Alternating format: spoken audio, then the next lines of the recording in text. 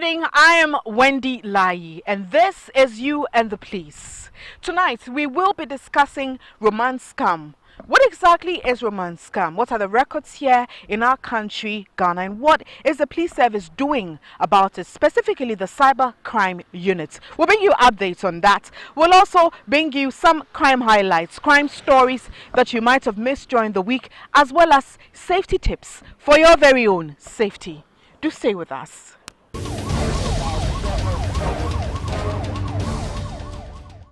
Up next, we bring you crime highlights, and these are crime stories that you might have missed during the week. Do stay tuned.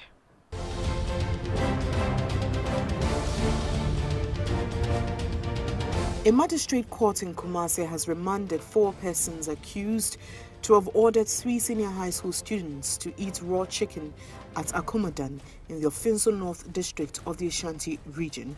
All the accused were charged with assault and offensive conduct.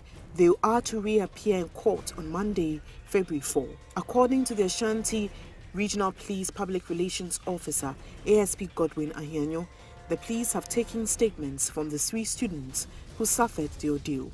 The boys have been issued with medical forms for examination at a government hospital. They are alleged to have been caught with a stolen fowl by the accused, including a community police officer.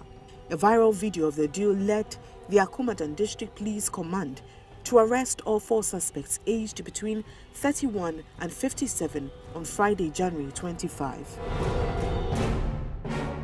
The Medical and Dental Council Ghana has described as misleading, mischievous and untrue claims that it failed to avail itself in court each time the case involving proprietor of Obimfo Hospital in Weja was called.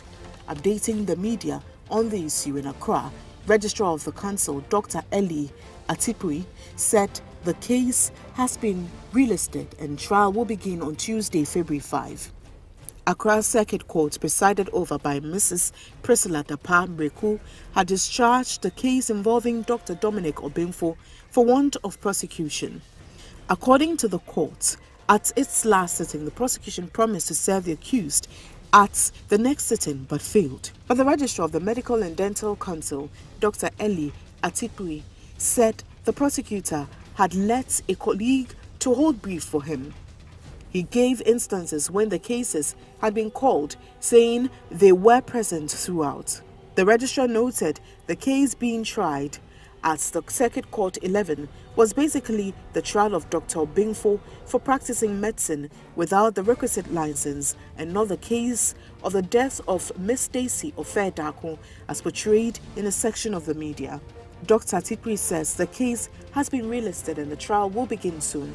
Registrar of the Medical and Dental Council Ghana therefore cautioned the public to desist from patronizing his services. The police in the Central Region have arrested the father and stepmother of a 5-year-old boy whose arm was left to decompose after a cutlass wound was inflicted on him by his stepmother was left untreated. The 36-year-old palm wine tapper, David Mensah, was arrested late Tuesday afternoon at the Cape Coast Teaching Hospital after he had been invited to sign a consent form for the left arm of the victim to be amputated. The suspect was arrested after a complaint was lodged with the police at Abradunkwa. The victim had to be admitted at the emergency ward of the Cape Coast Teaching Hospital. The stepmother of the 22-year-old Efwa Abedua is reported to have subjected the child to severe beating in the farm with a cutlass and in the process injuring his left hand. The boy's hand has been amputated. The NCC director at the Abra Asebu Kwamankesi district, Ellen Osei, led some community members to lodge a complaint at the police hospital and sends the boy to the hospital. The police had to whisk Efwa Abedua away quickly to prevent some of the people who had gathered there from attacking her. Lawyers for the victim of the Midland Savings and Loans assault case have petitioned the Attorney General to dedicate her physician, the Attorney General, to dedicate a state attorney to prosecute Lance Corporal Frederick Amano Goji. An Accra Circuit Court discharged the case for lack of interest, but lawyers for the victim disputes the claim, accusing the police of implementing a grand scheme not to prosecute their own. A Lance Corporal assaulting a 37-year-old grandmother for refusing to leave the Shashi banking hall of Midland Savings and Loans after countless efforts to withdraw her money failed. The video went viral as Ghanaians responded in anger. Pressure was mounted, resulting in the arrest and charging of the policeman, including some staff of the Savings and Loans Company. The accused person, together with 3 others of the company, have been discharged for want of prosecution and lack of interest by the victim. A visibly distraught patient, Osafo, appeared before her lawyer Samson Ladi Ayinini on Tuesday, dumbfounded. The conduct of the police prosecution has also come under scrutiny. Patients and her lawyers reached an agreement with management of Midland Savings and Loans Company for a settlement in the potential civil suit. For them, they have no case against Midland Savings and Loans.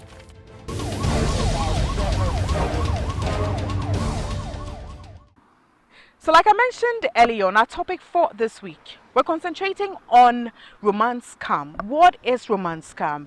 This is a confidence trick involving feigning romantic intentions towards an individual to gain their affection, which in turn will be used to commit fraud. Here in our country, Ghana, about 90% of the romance scam and cyber crimes committed here are perpetrated against foreign nationals. And we do have citizens of Germany as well as the United States being affected greatly by this. We will be speaking to the director of the cybercrime unit of the Ghana Police Service to give us some more updates on this and what exactly his unit is doing to deal with this problem. Do stay with us, and that's for our topic of the week. Romance scams basically starts from the social media networks and then from the dating sites. So the warning signs are that they will put up a fake identity, usually foreigners, military officers who are on missions and all those stuff. Those are the signals that people should be looking out for. And then most often you see that they fall in love so quickly. Within a short time, they propose love, they call you almost every hour. And the chances are that you might think that they are very, very responsible personalities. But one of the things that they should know is that the identity there may not necessarily be the person behind that identity. Another thing is that they also inform their victims of either their parents getting accidents or they are dead.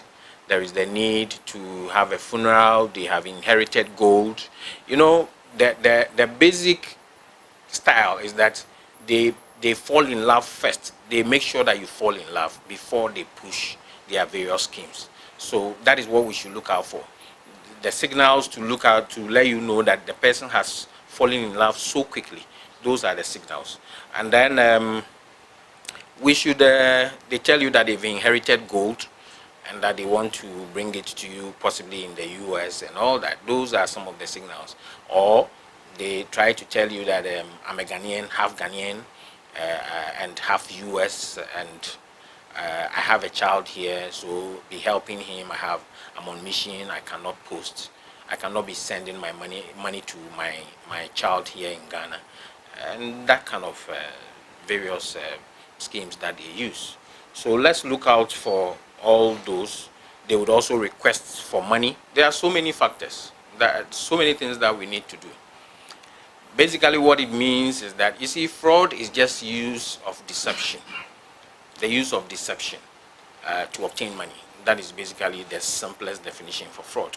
So if it is taking number one, and 2018, then although it was number one, 60% of the cases were fraud related. That is telling us, is a signal that we tend to believe a lot of the things that we are told. That is basically the meaning. It means a lot of people do not do due diligence before parting with money. we tend to believe a lot of the things that we hear from people. We are so susceptible to social engineering. We trust whatever we are told without checking or verifying it. Though that is the simplest meaning.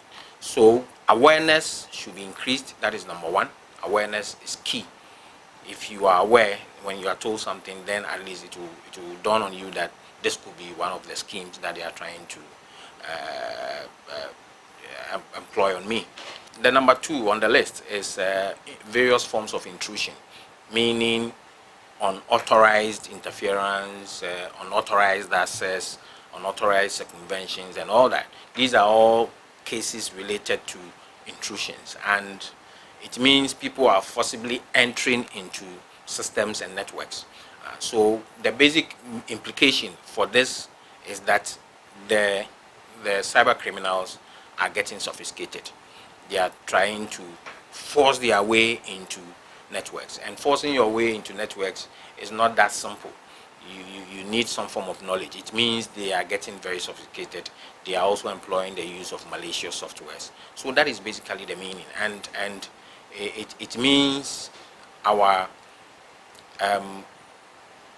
owners of networks and systems are not protecting themselves enough, and that is why we need to do a lot of awareness as well. This is very, very important. If number two is people forcibly entering systems and networks, it means that our criminals are getting sophisticated, or network owners are not protecting their networks well.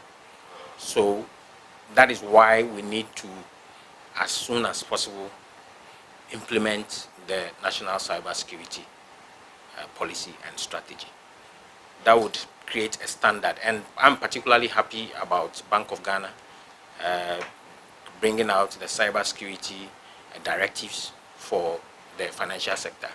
That is one way to maintain a certain standard, and surely it will go a long way to reduce. So if they go by this policy over time, I expect to see some reduction in cases related to intrusions. Generally, we've made a lot of arrests. Some of the cases are still in court. Most of these perpetrators of these crimes are more of foreigners. Let me put it that way. But of course, supported by Ghanaians. At least, let me see, about 40% of the people we arrest are Ghanaians, about 60 are foreigners. So it is a balance of the two. And they are here in Ghana. They are not foreign. They are not living outside. Of course, they have partners and people. The people within the syndicate are scattered all over.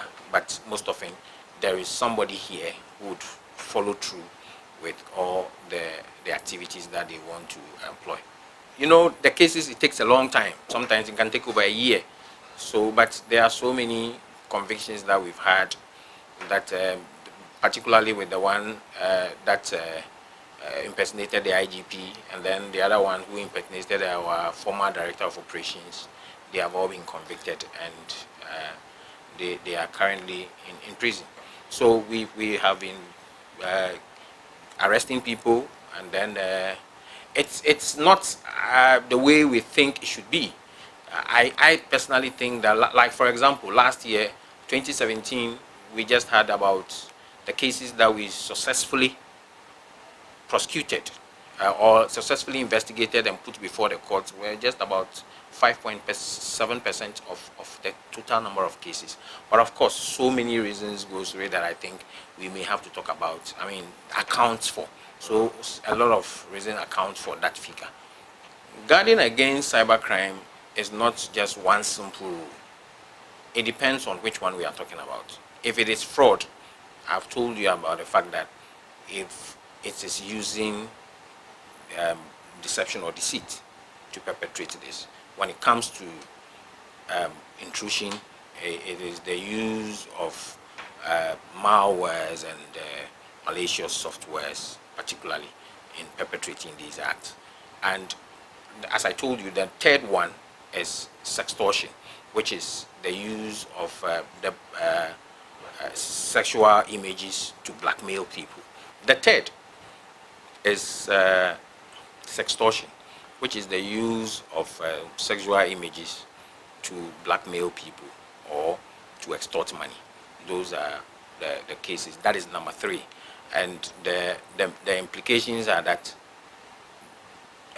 people are putting their nude pictures out there, or they are taking nude pictures of themselves. Most of the victims are women, about 95% are women, just some few males.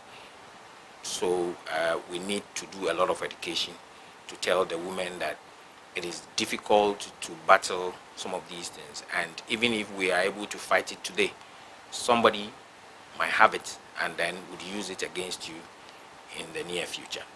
The fourth that we have seen this year is more of cyber stalking, bullying, and threats. What that means is that a lot of people are using the cyberspace to issue threats because of the anonymity that it presents. So that is what that we are seeing. We are also seeing a lot of the use of the cyberspace to issue fake news. Of course, fake news with the intent to cause fear and to panic. And that is, and then we also see a few of charlatanic adverts. Charlatanic adverts are adverts that are put out there knowing very well that it is false. For example, Ghana Police Service is recruiting, is doing recruitment tomorrow, and knowing very well that it's false. If you put it out there, it's a crime. We are also seeing something. And then the use of ransomware. Ransomware last year, we also saw a couple of them, about 7 cases were reported. And what happens is that either your system is locked up and then you have to pay a ransom. It is, the whole system is encrypted and you have to pay a ransom before they open it for you. Usually if you don't have a backup, you either have to go and pay before you get. So it is we are seeing a lot of them this year. And let me say that as compared to 2017, we saw an increase on 2017 of about 146% of an increase, 146% increase. And then on 2018, we have seen just about 36% as compared to. So meaning that we have seen some significant decrease. Exactly. The total amount that we lost, I may have put this one out there before, the total amount that we lost for 2016 was about 35.6 million. And then 2017, we lost $69.2 million. All these figures are in dollars. And then in 2018, we had 105.9 million. So that is the amount that from, these are just from the reported cases. I mean, there are some that you cannot quantify the figures, but these are just cases that are reported. Usually we quote them in US dollars so that at least for international purposes as well, so that at least for the international community will also be able to appreciate what is happening in Ghana. For sextortion, what we've seen how we have just analyzed the whole trend on how these criminals are able to acquire these videos. Sometimes lovers would share their videos, and then because they don't protect the phones at both sides, a man would share with his wife or his girlfriend, but then the girlfriend doesn't protect his phone, so he loses the images. We have also seen that through phone repairers also, and then even I don't want to talk about losing phones through theft or mistakenly losing it. These are all ways that, so we always recommend that things in the cyberspace is difficult to protect them 100%. So we recommend that something that you wouldn't want another person to see, like your nude pictures, do not even put it on the phone in the first place, because you might lose it.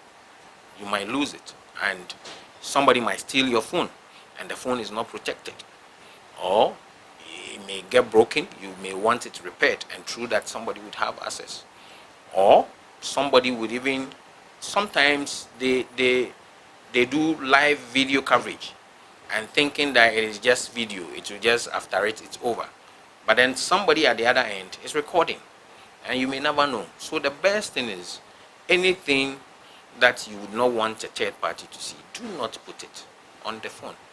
I get worried a lot about our ladies, and particularly our youngsters, because they seem to be doing it every day. And for some of them, they had taken these pictures 3 years ago, and now it's come back hunting them. So the best way is, do not do it. And we keep advising our young ladies, do not take it. So please help us educate our young ladies that you cannot continue doing this.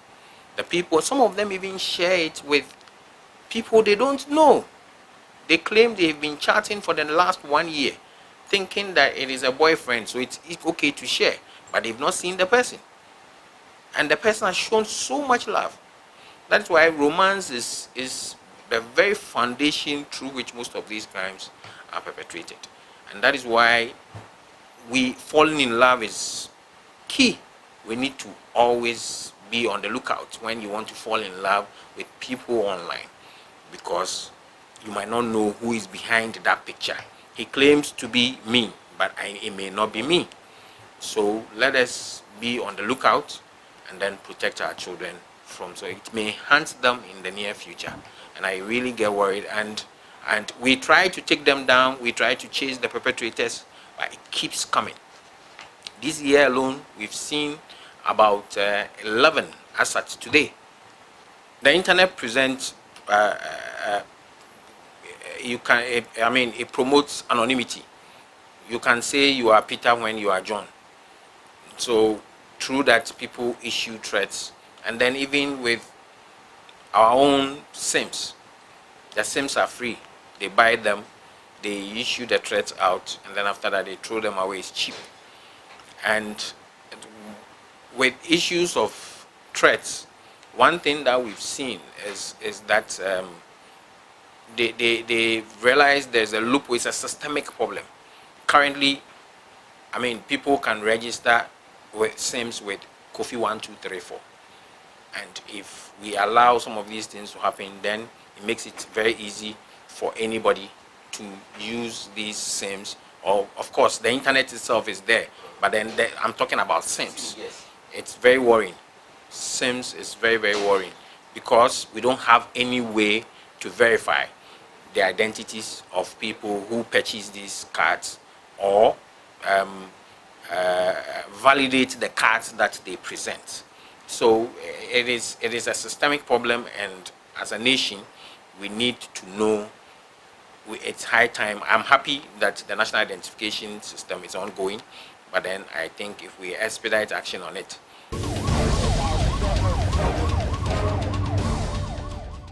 Thanks for watching, and that will be all for tonight. Let me quickly take you through what we focused on this week. We looked at romance scam.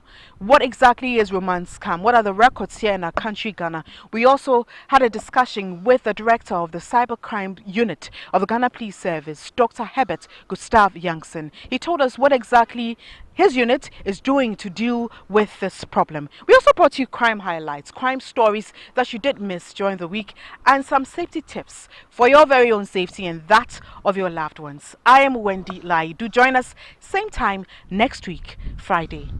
Do have a lovely weekend.